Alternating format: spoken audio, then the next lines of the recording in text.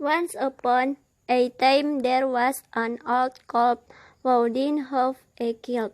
They lived in a small house near the lake. First, please give us a child, they asked God every day. One day from the house Shinto altar they heard a cat cry, "Wah wah." They looked and saw a crying baby who looked just like a light finger. This child must be a gift from God. Thanks to God, we will call this child Isimbosi, they said.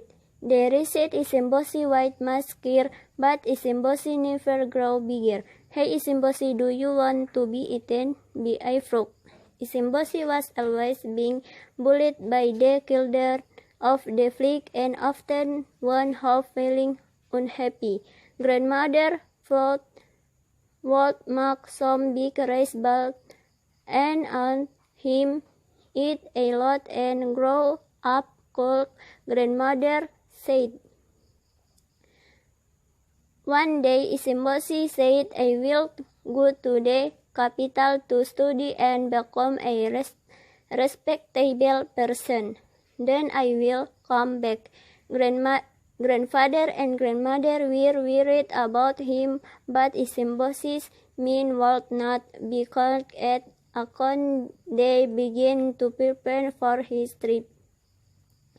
Is he safe? White shoes, a small body, grandfather and grandmother asked as they saw him off.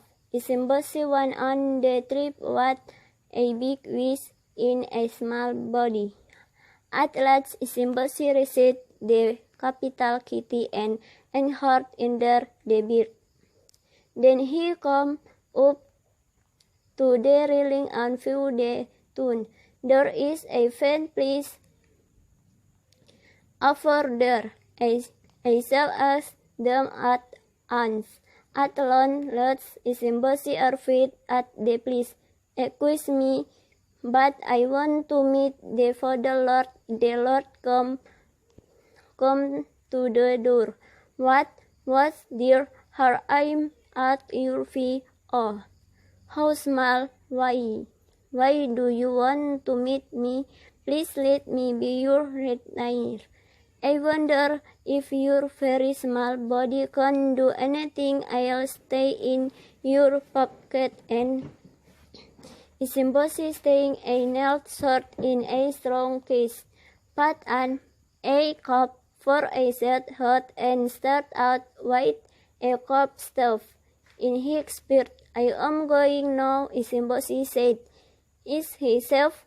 White shook a small body. Grandfather and grandmother asked as they saw him off.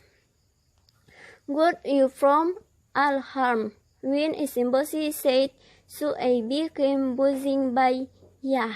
Isimbosi yelled, stabbing the bee, broke a log. You, it would be good if you become the princess man of what a good fellow he is, said the princess, putting Isimbosi on her palm.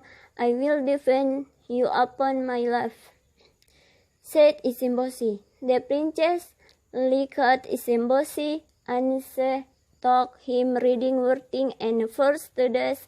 Further, Isimbosi practiced fencing very hard in order to be strong. One day, the princess went out to work at the king's temple. Suddenly, there was a strong wind, and some demons appeared. The leader of the demons started to grab the princess. Help me, she cried. Isimbosi tried to help her, but the demon choked him and drew him into his mouth. Isimbosi was shot, jabbed and jabbed the demon's stomach. The demon rolled over and spat out. Isimbosi jumped at the demon and stabbed his eyes. The remaining demons were afraid. They ran away in great haste, but one demon was left behind. Tremble White, holding the magic hammer. Do you want me to stop your eyes too? Isimbosi asked. Please don't. This is the magic hammer. It will grant you a wish. I give it to you, so please spare me. And saying this, he ran off in her. Thank you, Isimbosi, you have saved my life. The princess said, Princess, please this magic hammer and make a wish I may become big, said Isimbosi. The princess waved it and asked, may Isimbosi become big?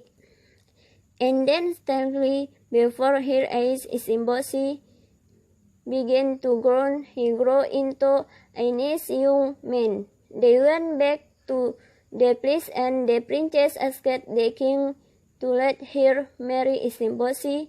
The princess and Isimbosi then got married, and they even grandfather and grandmother to live right in the place. They lived happily ever after.